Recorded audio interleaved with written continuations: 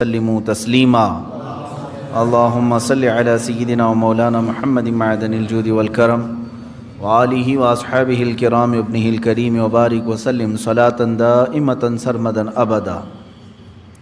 بسم اللہ الرحمن الرحیم۔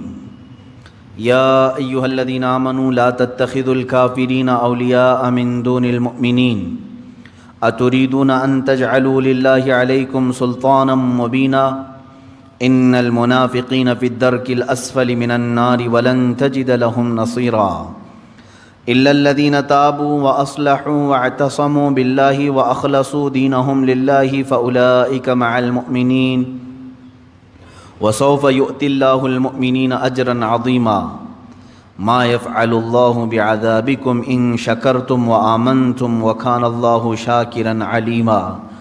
صدق اللہ مولانا العظیم۔ اے ایمان والو، کافروں کو دوست نہ بناؤ مسلمانوں کے سوا۔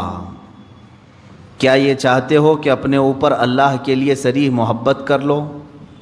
بے شک منافق دوزخ کے سب سے نیچے طبقے میں ہیں، اور تو ہرگز ان کا کوئی مددگار نہ پائے گا مگر وہ جنہوں نے توبہ کی اور سنورے اور اللہ کی رسی مضبوطی سے تھام لی اور اپنا دین خالص اللہ کے لیے کر لیا، تو یہ مسلمانوں کے ساتھ ہیں، اور عنقریب اللہ مسلمانوں کو بڑا ثواب دے گا۔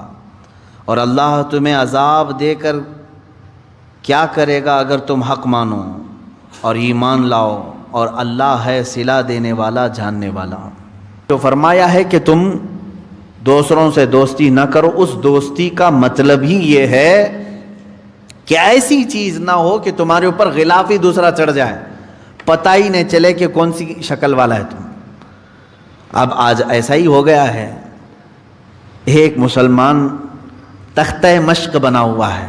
تختہ مشق جانتے ہیں؟ سب لوگ اس پر ٹرائی کرتے ہیں، سارے لوگ آ کر کے اس پر اپنا اپنا ایک ایک رنگ ڈالنے کی کوشش کر رہے ہیں، اور سارے رنگ آ گئے، یہ بیچارہ اپنا ہی رنگ بھول گیا۔ اس کا اپنا کیا تھا؟ کوا چلا ہنس کی چال، اپنی چال بھول گیا۔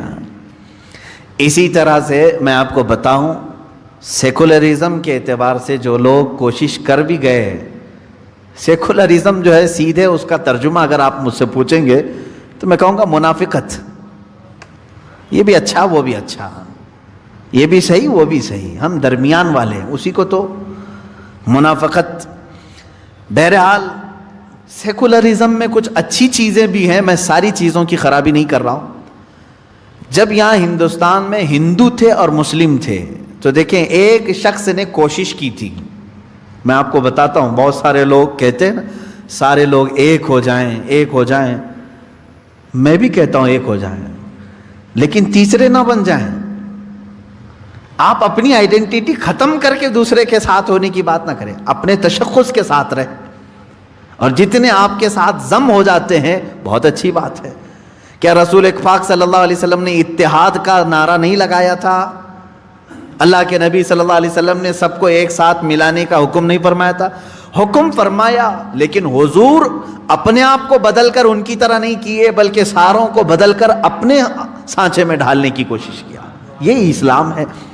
اب بھارت میں، ہندوستان میں ایک مسئلہ ایسا پیش آیا ہے، توجہ سے سنیں، اور بہت سارے لوگوں کو شاید ان کی فکر بدل جائے اس سے۔ ہندو تھے، مسلم تھے، ہندو اپنے ہندوانہ رسم و رواج میں تھے، پوجا میں ہیں، ان کے اپنے تہوار ہیں، ان کے اپنے شعار ہیں۔ مسلمانوں کی اپنی عبادتیں ہیں، ان کی مسجدیں ہیں، ان کے اپنا لباس ہے، ان کے اپنے تہوار ہیں۔ لیکن ایک صاحب آئے، گرو نانک۔ گرو نانک پوری دنیا گھومے ہوئے شخص۔ گرو نانک بغداد میں کئی سال تک چلہ کشی کی ہے۔ گرو نانک کا بہت سارے ملکوں میں دورہ ہوا، ساری چیزوں کو دیکھ کر کے گرو نانک ایک سیکولر شخص تھا، ایک سیکولر آدمی، یعنی ابھی تک کسی دھرم میں کسی دین میں داخل نہیں۔ اسلام کو بھی خوب پڑھا گرو نانک نے، حضور پاک صلی اللہ تعالیٰ علیہ وسلم کی حدیثیں بھی پڑھی، سنتیں بھی پڑھی، امپریس بھی ہوئے۔ گوتم بدھ کی بھی تعلیمات پڑھی، گوتم بدھ کو بہت گہرائی سے پڑھا، دیکھا، امپریس ہوئے۔ رام کرشن کے بھی بہت سارے کہانیاں پڑھی، ہندوؤں کے پرانے معاملات دیکھے، کچھ اچھائیاں اس میں بھی تھی۔ ہندوستان آنے کے بعد گرو نانک نے کیا کیا؟ کہا کہ اسلام میں بہت ساری اچھائیاں ہیں، بلکہ آپ کو معلوم ہونا چاہیے گرو نانک نے حضور صلی اللہ علیہ وسلم کی شان میں کئی نعتیں لکھی ہیں۔ حضور پاک صلی اللہ تعالیٰ علیہ وسلم کو آج بھی سکھ برادری بڑے پیر کے نام سے جانتے ہیں۔ اللہ کے حبیب صلی اللہ تعالیٰ علیہ وسلم کو بڑا ادب و احترام کرتے تھے۔ گرو نانک نے پگڑی کو لازم کیا اور اس کے فوائد بیان کیے۔ اللہ کے حبیب صلی اللہ تعالیٰ علیہ وسلم کی کئی سنتوں کو انہوں نے اپنی زندگی میں لازم قرار لیا۔ وہ امپریس تھے۔ خیر ہوا کیا، ایک سوچ یہ لے کر کے آئے سارے دینوں کو ایک ہونا چاہیے، سارے لوگوں کو ایک ہو جانا چاہیے، ہندوؤں کو بھی، مسلمانوں کو بھی، بدھوں کو بھی، بدھسٹ جو ہیں ان سب کو ملا دینا چاہیے۔ تو انہوں نے دعوت دینا شروع کیا، ایک کام کرتے ہیں اسلام کی کچھ اچھائیاں بھی ہم لے لیتے ہیں، ہندوؤں کی بھی چیزیں باقی رکھتے ہیں، بدھزم کی بھی کچھ چیزیں ہیں، بدھ مت کی بھی کچھ چیزیں باقی رکھتے ہیں، یہ سب ملا کر کے سارے لوگوں کو ایک کرتے ہیں۔ سوچا تو ٹھیک تھا اتحاد کے لیے، اس سوچ پر کام شروع کیا، لوگوں کو بلایا اور ایک لا ترتیب دیا، یہ اسلامی چیزیں، ہندو مت کی چیزیں، بدھ مت کی چیزیں سب جمع کیا۔ کچھ فالوور تو بن گئے، لیکن میرے عزیزو فرق کیا پڑا؟ ہندو ہندو ہی رہے، مسلمان مسلمان ہی رہے، تیسرے ایک اور برادری پیدا ہو گئی، ایک اور دین جنم لے لیا۔ کون سا؟ سکھ۔ انہوں نے کام کس لیے کیا تھا؟ سب کو متحد کرنے کے لیے۔ تو میں کہتا ہوں کبھی کبھار جو اس طرح کے اتحاد کی بات کرتے ہیں وہ ایک تیسرا فرقہ جنم دے دیتے ہیں، ان کو تو ملا نہیں سکتے۔ اس لیے ہونا کیا چاہیے؟ آپ لوگ یہ سوچ رہے ہوں گے کہ اتحاد ہونا ہی نہیں چاہیے۔ نہیں، میں چاہتا ہوں اتحاد۔ قرآن نے کہا ہے عیسائیوں سے اتحاد کے لیے کیسے؟ اللہ نے فرمایا تعالوا الی کلمۃ سواء بیننا وبینکم الا نعبد الا اللہ۔ اے رسول آپ ان کو بلا لیں، عیسائیوں کو، آ جاؤ ایک پوائنٹ پہ ہم جمع ہو جاتے ہیں، ایک پوائنٹ پہ ہم جمع ہو جاتے ہیں جو تمہارے اور ہمارے درمیان ایک ہی ہے۔ کیا؟ ہم بھی اللہ کے سوا کوئی دوسرا خدا نہیں مانتے، تم بھی خدا کے سوا کسی دوسرے کو نہ مانو، اس پوائنٹ پہ جمع ہوتے ہیں۔ یہ اتحاد ہے جو قرآن کی دعوت ہے، یہ دوستی ہے۔ اس طرح کی دوستی کرو آپ، میرے کسی اصول پر فرق آنے نہ پائے، اس طرح کی دوستی آپ کرو۔ بعض لوگ سمجھوتے اور مصلحتوں کے نام پر، دوستی کے نام پر اپنے آپ کو بھی چینج کر لے جاتے ہیں، اپنا آپ بھلا لیتے ہیں۔ اس کی مثال میں یوں سمجھا دوں آپ کو، کسی کا دل رکھنے کے لیے اتنا نہ گر جاؤ کہ تمہاری جڑیں ختم ہو جائیں۔ ہاں، آپ کا گھر، میرا گھر یہاں سامنے ہے، آپ کا گھر ادھر ہے۔ آپ نے کہا کہ ہمارے اور آپ کے درمیان تلخی ہے کھڑکی کے معاملے کو لے کر کے۔ میں نے کہا ٹھیک ہے، کھڑکی ادھر سے ادھر نکال دیا، فرق نہیں پڑے گا۔ سامنے والے نے کہا کہ کھڑکی آپ کی ادھر کھلتی ہے، اگر ادھر نہ ہو تو ہمارا آپ کا کوئی مسئلہ ہی نہیں۔ تو میں نے اتحاد کے لیے، ان سے محبت کے لیے اپنی کھڑکی بدل لی۔ کبھی سامنے والے نے کہا آپ کی چوکھٹ جو ہے وہ بہت اونچی ہے، تھوڑی چھوٹی ہوتی تو ہمارا اور آپ کا کوئی اختلاف ہی نہیں ہوتا۔ میں نے کہا ٹھیک ہے، چوکھٹ میں چھوٹی کر لیتا ہوں تاکہ ان چیزوں سے فرق نہیں پڑتا میرے گھر پر، تھوڑی سی تبدیلی ہوگی۔ سامنے والے نے یہ کہا اگر آپ کے پائے سے جو ہے نا بڑا مسئلہ ہے میرے لیے، یہ پایا نکال دو تو ہمارا اور آپ کا اختلاف ہی ختم ہو۔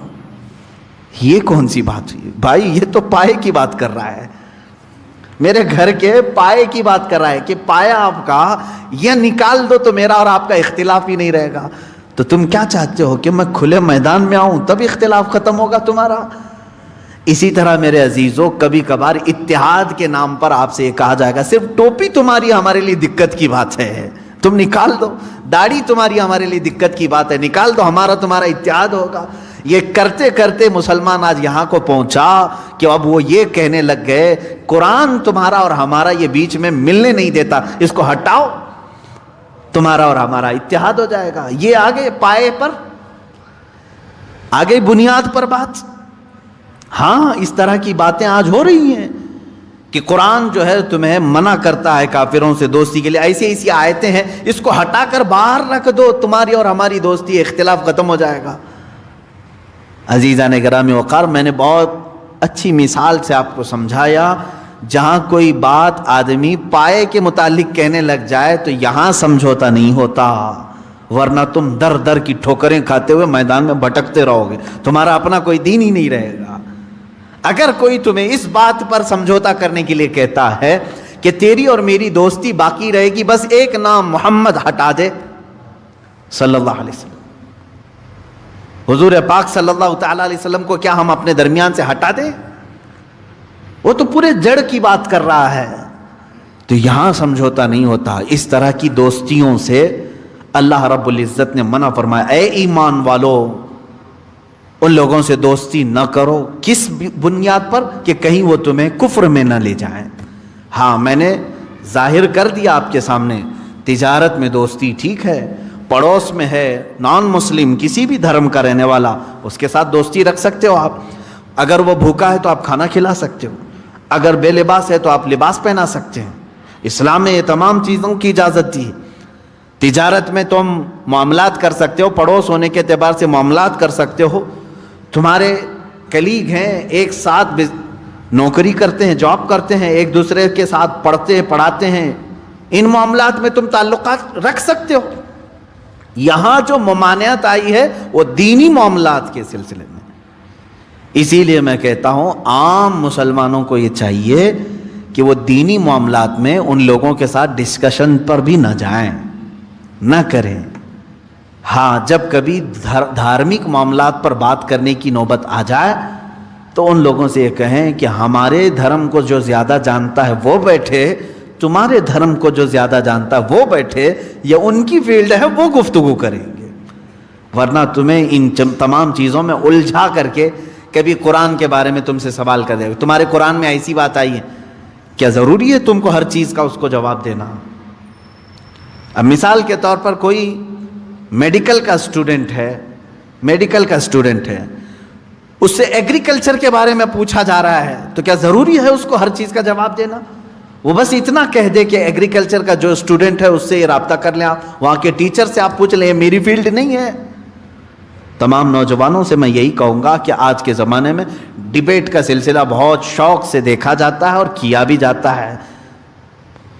ہاں, میں نے اس سے قبل شاید بتایا ہوگا, رات کے 3 بج رہے تھے, ایک بار مجھے فون آیا رمضان کے ہی موسم, اسی رمضان کے وقت رات کے 3 بجے کے قریب, شہری کو ابھی تھوڑا ٹائم باقی تھا, اور اتنی رات کو فون آئے تو تھوڑا سا قلق ہوتا ہے کہ پتہ نہیں کوئی ایمرجنسی تو نہیں. جھٹ سے میں نے اٹھایا, نیند خراب.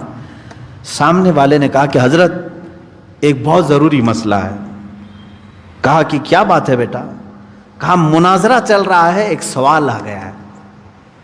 مناظرہ چل رہا ہے, مناظرے کے بیچ میں رات کے 3 بجے مناظرہ چل رہا ہے. اچھا, کس کے ساتھ؟